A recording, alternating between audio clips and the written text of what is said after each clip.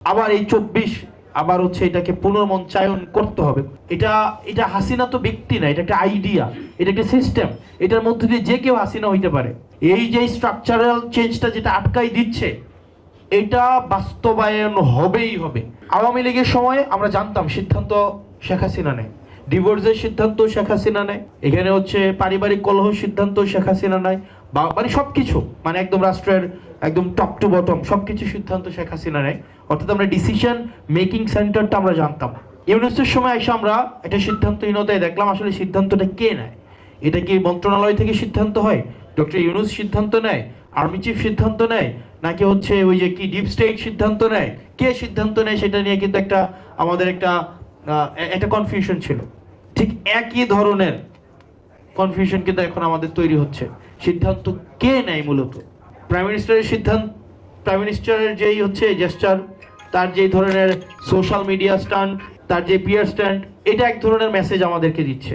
আবার সংসদে তার উপস্থিতি এক ধরনের মেসেজ দিচ্ছে, তার অ্যাক্টিভিটি এক ধরনের মেসেজ দিচ্ছে, তার মিনিস্টারদের অ্যাক্টিভিটি এক ধরনের মেসেজ দিচ্ছে। এই যে ধরেন বিভিন্ন ধরনের মেসেজগুলা, আসলে এটাকে একসাথে যদি আমরা করি তাইলে না মানে খুব সুখকর কোনো ধরনের মেসেজ আমরা পাই না। তাহলে আসলে সিদ্ধান্তটা কে নেয়? তো সেই জায়গা থেকে আমরা আসলে কি কারণে এই 2024 হয়েছিল, এটা হাসিনা তো ব্যক্তি না, এটা একটা আইডিয়া, এটা একটা সিস্টেম। এটার মধ্যে দিয়ে যে কেউ হাসিনা হইতে পারে। এই সিস্টেমটা যদি বলবৎ রেখে আমরা হাসিনা উৎপাদন পদ্ধতি, এই সিস্টেমটা যদি আমরা ইনট্যাক্ট রাখি, এখানে আমি হাসিনা হইতে পারি, আপনি হাসিনা হইতে পারেন, এখানে যে সার্ভ করতেছে সেও হাসিনা হইতে পারে। এটা একটা ক্যারেক্টার, অনেকগুলো ক্যারেক্টার মিলাই হাসিনা। এটা তো কোনো হাসিনা, এটা সিঙ্গেল এন্টাইটি না, এটা অনেকগুলো আইডিয়ার একটা সমষ্টি হাসিনা। তা আবার যদি এই সিস্টেমটাকে আমরা টিকাই রাখি, আবার তো আমাদের মধ্যে আবার কোনো না কোনোভাবে হাসিনা আবার পুনরুৎপাদন হবে। তো সেই জায়গা থেকে আমাদের এই বেসিক জায়গাগুলোতে, আপনি বিএনপি করেন ফাইন, আমার কোনো ইস্যু না, আপনি জামাত করেন ইস্যু না, আপনি এনসিপি করেন ইস্যু না, আপনি ডান করেন আমার কোনো ইস্যু না, যতক্ষণ না পর্যন্ত আপনার মত আরেকজনকে চাপাই দিচ্ছেন, আরেকজনের উপর বল প্রয়োগ করছেন।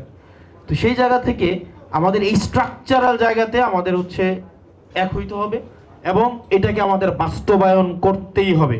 আর ক্ষমতাসীন দল যদি এই মেজরিটির বড়াই দিয়ে আবার পিছনে হাঁটে, তাহলে জাতি আবার পিছাই যাবে।